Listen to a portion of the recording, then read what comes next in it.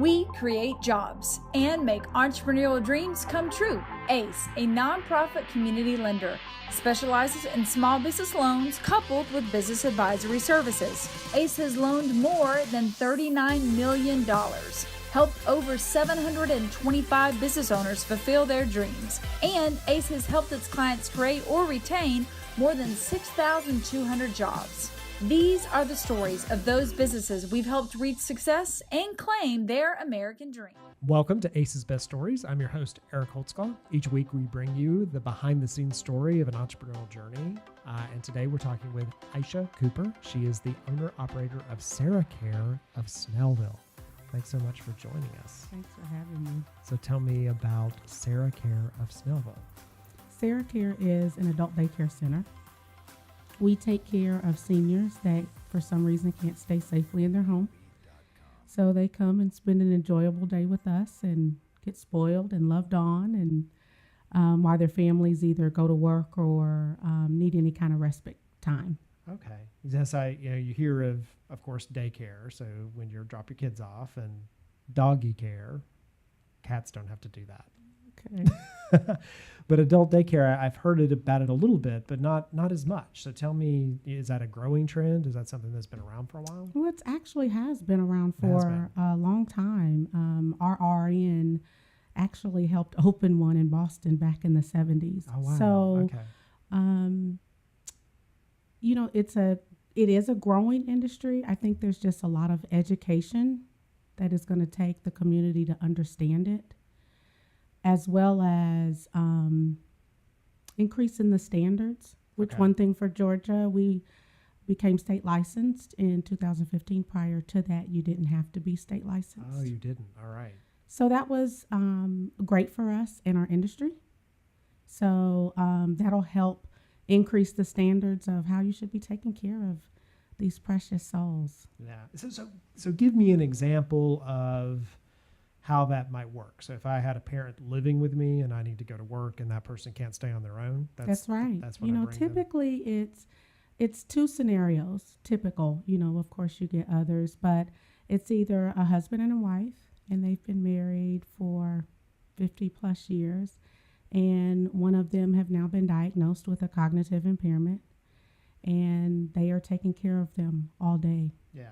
And caregiving is a big job. Yeah, it is. So they need respite, and either they're talking to a social worker or a physician or a geriatric psychiatrist, maybe just a friend in the community, and they refer them to either like home care or adult day. And so that's where we fit that recommendation.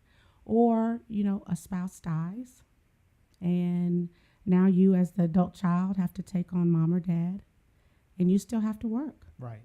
So you need a place for them to go during the day. Okay. And that's where we come in. And so is what you do similar to what I would think about in like child daycare, where someone's dropped off at a time during the day, or is it different than that? Like, is it a similar kind of pattern? It is similar. Similar. Just we're dealing with the wise and precious versus the up and coming learning. Yes. Yeah. Probably very different approaches to what you're doing and how you're doing it. So talk to me a little bit about why this for you. So why did you decide to do this? Well, I think it was God just revealing his calling to me. Because prior to that, I sold advertising. Oh, did you? Yes. I do, though, think that my journey prepared me to be an entrepreneur. Okay. I did get my undergrad in public health. Okay. So my goal was to one day work with the elderly, because I love working with that population. But I fell into advertising, and I enjoyed it and traveled and met plenty of different business owners. And this was just, I knew the building owner, and he presented an idea, and I said, let me do a little research. And so so to get into this, it was somebody had a building, and they were thinking of this as a concept for it. Yes. And they came to you. We were just talking about it. And so I went around Atlanta, and I visited 4 adult day centers. And really, he was just asking if I was married at the time, if my husband and I would like to invest. But after I saw what was out there, I said, I just want to do it. Yeah. And let me lease the building because I can do it much better than what's out there. Yeah. I wanted to provide a different kind of care. Okay. So after your own personal tour, you're like, I need to do this myself. Yeah. Yeah. And did you then, how did you know what to do? Does that question make sense? Well, I didn't. So Okay. that's why I found a franchise. Okay. There was another franchise in Johns Creek at the time. So I explored that, and that's how we ended up SarahCare of Snellville.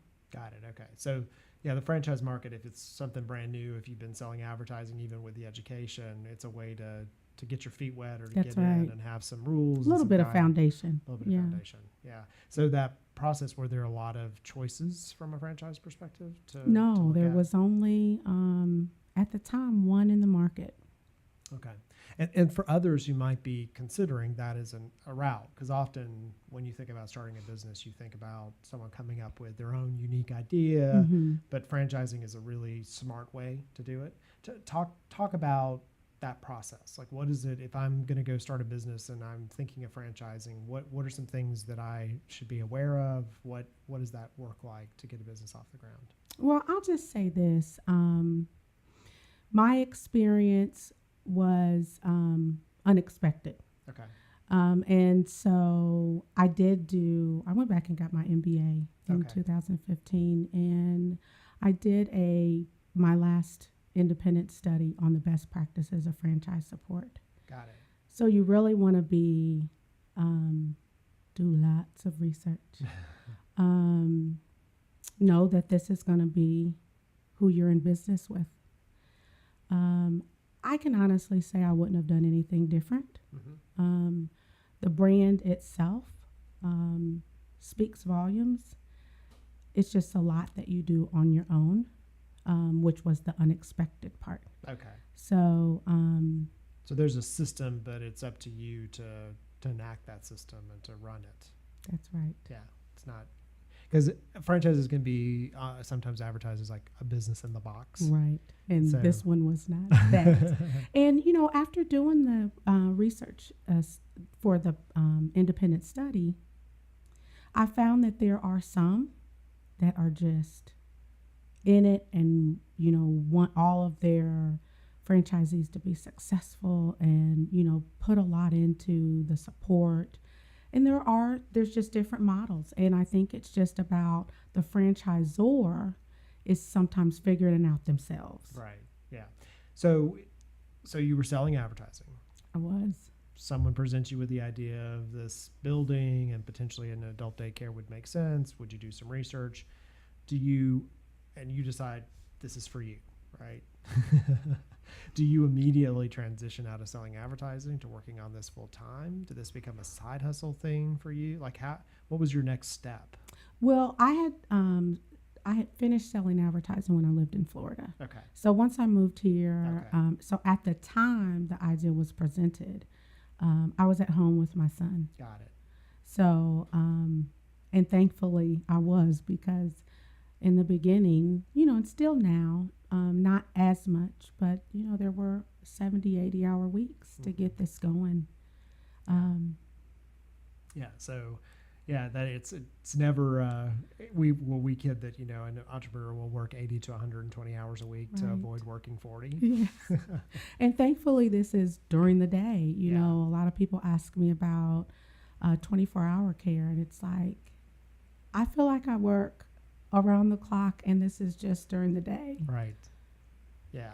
And so then, did you build a business plan, a traditional business plan? Like, how did you talk to me a little bit about kind of getting the doors open? Well, they provided one. So what I did is went through the business plan and tailored it to us, specifically us and our market and who we were going to be looking for. And thankfully I did, because where ACE comes in, the first time I was presented to them was at 9 months. It took us about $300,000 to open. Okay. And that was supposed to be including a year of operational income. Oh, wow. Was that to retrofit the building? Or? Mm-hmm. Okay. Building and startup expenses and, operational income. And in 9 months, we ran out of money. Oh, wow. And so I had went to SunTrust, who was my bank at the time, and they weren't lending to a business that was less than a year old, and and we ran out of money in 9 months. Who wants to do that? That's the thing, right? Banks often are good for you when you don't need them, right? Right. So my banker had referred me to the SBDC, which then linked me to ACE, and that $25,000 loan saved our business. And we didn't want to go into it with a loan. Yeah. So we didn't have one at that time. So it was just amazing that it turned the business around. Yeah. So so you had self-funded it. You put the money into it up to that point. And that's very, very honorable and good testament to you to do that. Well, my grandfather had Alzheimer's. Yeah. And my dad had just retired. And so he heard the concept and he wanted to invest in it. So, which is partly a lot of my drive to make this work, is because he provided me some of his retirement income, coupled with, at the time, the income that we provided from our family. So yeah, and going into something, there's kind of two schools of thought. One is that you go into something that you're not passionate about, right? Because you think about it more as a business. Because when you're looking at a franchise, because I've looked at franchise opportunities before too, and there've been a couple, and I'm like, I don't know anything about that. I'd really treat it like a business. And then there's the other side of it, which is the side of going and finding something that you're truly passionate about, because your drive to get it to make it successful is a different drive. That's right. Yeah. Takes a whole lot of different energy for that. Right. You're all in. So you had a personal connection to it in a couple of different ways. Yes. Yeah. And so the loan, you use that primarily like working capital, or is that how? Well, we did working capital and we did a marketing campaign. And so finally, people had to know that you were around. And I thought that I had done a good job before we opened, but obviously not enough. And again, it's still that, like you said, you weren't for sure about Adult Day. Yeah. It's still really educating the community on this type of service. Okay. A lot of people don't know it's there or what it provides. So what I want to do, we're about to go to a commercial break, and when we get back, I want to talk about that. Because often when we're thinking about marketing a business or telling the story of a business, we think people know something and they don't. So what tactics worked for you? What didn't? Like, what are the things you had to do to educate somebody on a new thing that they weren't quite sure about? So that'll be a good lesson learned, and maybe some things that have been a little bit easier than you expected, if you could think of it. I don't know if I have any of those yet. But we're getting there. Entrepreneurial stories can be a fun little path, right? So we're talking today with Aysha Cooper. She is the owner-operator of SarahCare of Snellville. You're listening to Ace's Best Stories. I'm your host, Eric Holtzclaw, and we'll be back in just a minute.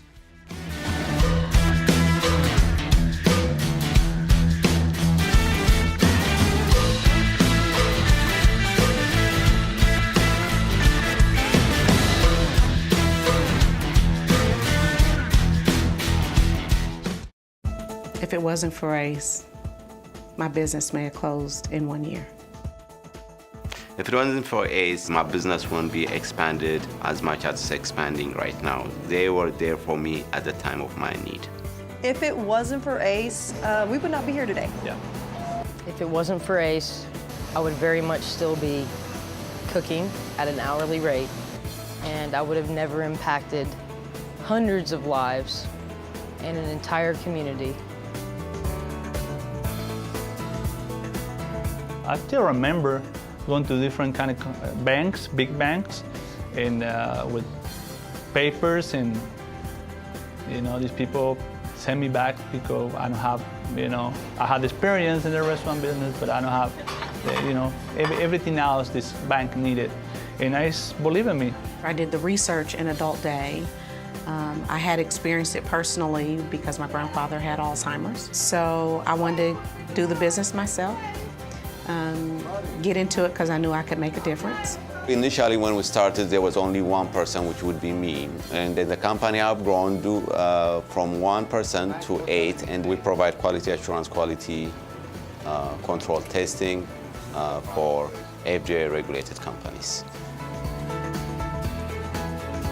I think Grace not only completely understands what it's like to start off in an office connected to your laundry room or wherever she was, but she also understands the growth process, and I think that she does an excellent job of making sure that everybody who works with ACE has an understanding of the kind of struggles and celebrations that you can have. ACE has helped us with putting our business idea into the market, working with us with the business, actually showing us, guiding me personally, how to solve some of my marketing issue problems or with the business planning. You don't meet many lenders that are invested in your success. And, from their classes or presentations, seminars, they really do have a vested interest in your success. The best advice I can do to small business owners is follow your dreams, Always follow your dreams, follow your heart. Have a plan. Just because you have a passion for it doesn't mean that you can start a good business. Get ready for the ride of your life, and definitely make sure that you look out for fantastic resources like ACE. ACE is the way to go. You're just the best. They really are.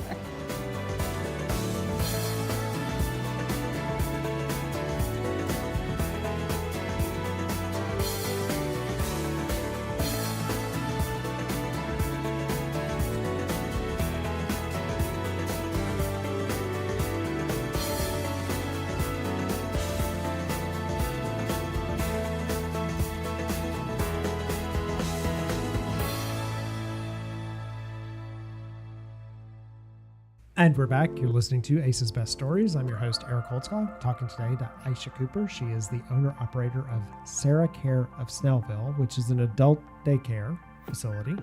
So those of you that may or may not be familiar with that, which is what we were kind of talking about as we went to the commercial break, and the concept of marketing your concept. So you were saying that you thought you got the message out there, but maybe especially after being in advertising.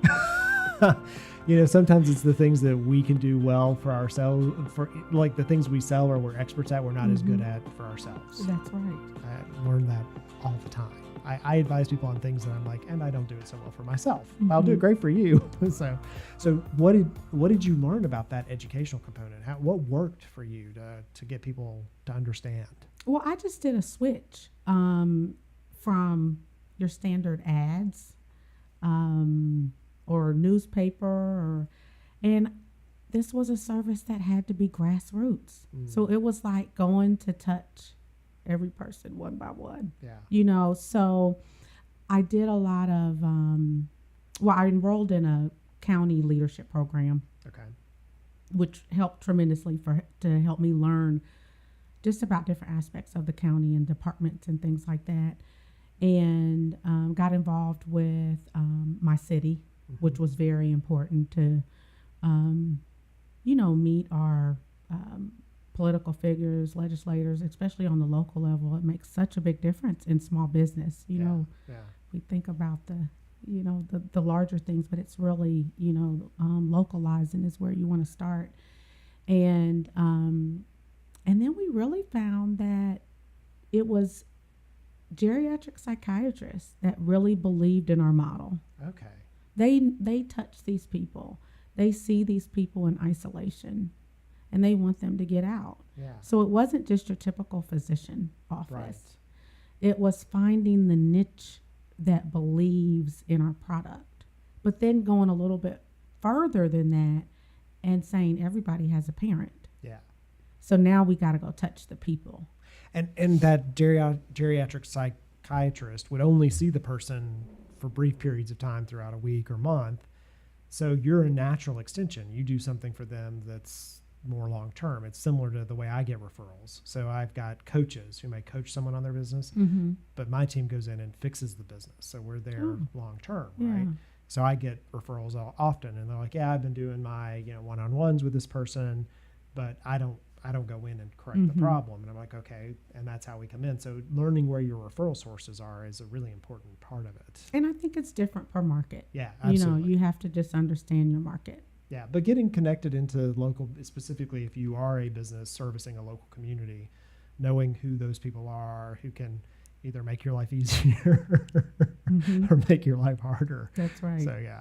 So one thing you were sharing with me during the commercial break, which is an interesting thing, is around just understanding your cash models. So talk to me a little bit about the cash models that you looked at. Well, for the first 3 years, it was more about just trying to get people in the door. Yeah. And of course, having great staff and providing a quality program, but I hadn't dissected the numbers. And at that third year, I'm in survival mode at that point. And I bring in an accountant to help me with an analysis of our expenses. And what we found out is, the exact number it takes to have someone in that seat. And our price was $2 more. So you're making $2? We were making $2.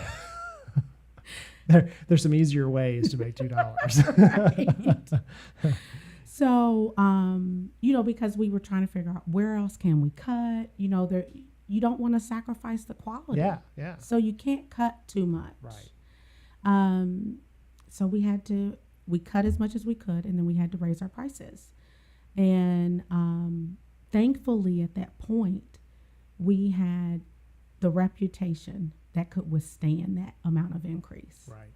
And so talking about that, I was sharing with you, there's a book I've been reading, Boss Life by Paul Downs, and it's about a guy who owns a furniture shop, and he's owned it forever, I think since like 96. But he does a 1-year story of his life, and at the beginning of every chapter, he tells you how much cash he has on hand and how long it's going to last him, because he knows every day what his burn rate is and how much he has to sell and all that. And as you read the book, and I'm going to interview him about the book, and some of my questions are, you build furniture. All you did was talk about money. And he said he thought about money all day. As a small business owner, you got to know those numbers. You have to know the numbers. Got to know those numbers. So how did you communicate to existing customers, hey, we're going up on our rates? Well, first of all, we hadn't increased our rates. And we came in the market, like I said, there was another franchise. So we felt like, and was advised, you adopt the rate that they have. I mean, why would somebody come to you if you were more? Right. So we talked to our families and just let them know that we have a quality program to continue to provide what we provide. This is going to be our new daily rate. Yeah. And thankfully, we didn't have any pushback. Yeah. Well, and that's a testament to the service you were providing and what you were doing. So we talked a little bit about marketing, and we talked about money. Those are two really important things to building a best business.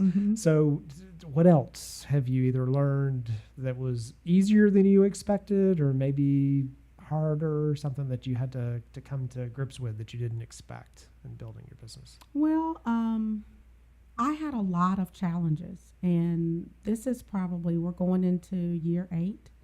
This is our first year where I can say, oh my gosh, it's finally time where we can, sit back and look at what we've built. Right. Because not only looking at the cost per person, the next thing was we were in a 3,600 square foot building, so we could only hold 36 people, and our break even was 32 people. Wow. You were running a razor thin company for a long time. A long time. And a lot of people don't know that about their own business. They're in it and they don't know. And I talk about there's a 3-year, 1,000 day metric. So if you've been in your business for longer than 3 years and longer than 1,000 days, and you still feel like you got to be there every day, that it can't survive without you, something's wrong. That's right. And often it's money. It's that you're not making enough to replicate yourself. So you were physically restricted then. You only had $2 per and you only could get 4 extra. Right. So the Wow. next thing on the plate was to expand. Yeah. So we did that. And that same building owner who I was leasing from sold me the building at a loss to him Oh, wow. to fit our budget of what we could afford. And that's what I mean about this was just one of those things that it's God's calling for me to do this type of work Yeah. because of some of the obstacles that I've overcome and how it's been presented. Yeah. So How big is your building now? 6,800 square feet. Okay. So that's good. So And we then- doubled in size. Yeah. And you now got- we still feel like we don't have enough. But I'm not growing anymore. So were you able to use the efficiency of some of your back office to expand into that space effectively? Well, the space I leased was adjacent to a business suite. Okay. And so we just broke down the wall. Broke down the wall. Yeah. Yeah. Well, the best thing, because you'll even in the franchise model, sometimes I've heard a number of like needing at least 3. Mhm. You got to have enough of a size because Right. there's a return, right? You build all this back end infrastructure and you need to support it with other stuff, right? Right. So by getting that additional space, you were able to add almost double the number of people. Yes, now we can hold 64 Awesome. people. Awesome. So what does future look like for you? Another 6,800 square feet? no. We are diversifying in other services that we provide so that we can be more of a, for lack of a better term, one-stop shop for our families. Uh-huh. As a caregiver, it's a lot. Yeah. So we want to be able to provide all the services that they need within our building. So give me an example of something that might be an additional service. Therapy. We Okay. added therapy Yeah. last year so that keeps our participants strong Mm-hmm. and balanced Yeah. and independent. Keeps them at our program longer as well. Right. You know, lessens the falls at home because in that population, falls can be detrimental. Yeah. Mm-hmm. So adding that, we just added a new van, which Ace was a part of that as well. Okay, So we're yeah. expanding into another area. Yeah. Going to get some veterans out of the Lithonia area because there isn't an adult day center in there, out there. So you So- pick them up and bring them Mhm. back. Okay. Yeah, so that was exciting. You Yeah. know, you look back at the challenges and you say sometimes those challenges are worth it when you are able to wake up and do what God called you to do every day Yeah. and impact people's lives. Yeah. And that's the good news about what you do impacts people's lives. It does. You're not selling, not that there's anything wrong with it, but you're not selling something that is a commodity. You have, Mhm. and it's something that we as a country haven't focused on and done as good a job as we could. Well, the part that I laugh at, not in a funny ha-ha way, but all the cuts that they do for seniors Yeah. when we're all going to be seniors one day. I know. It's So where we're what are we headed. going to have when we get there? Right. I know. Yeah. Yeah. And so, but do you have visions of another location or do you just think it's adding additional services? You're happy with where I'm you are? patiently waiting. Patiently waiting. Yes. So it's not that it wouldn't It has to be a happen. calling. Okay. Yeah, because I could see with your experience, someone else in another area either needing a service, needing a thing like that, or having one that's maybe not working, and you've learned a lot. I about have. how it works and how it doesn't work. Working on your business, not in your business. Working on your business, not in your business. Well, it has been great talking with you, and so Thank you. yeah, I appreciate you taking some time out of your busy schedule and love your purpose. Thank you. Very much. So we've been talking with Aysha Cooper. She is the owner-operator of SarahCare of Snellville on Ace's Best Story. Of course, tune in next week for the next Ace's Best Story. And if you want to get more information on SarahCare of Snellville, you can find it in the show notes or the information that we share across social media. I've been your host, Eric Holtzcott, and we'll see you next time.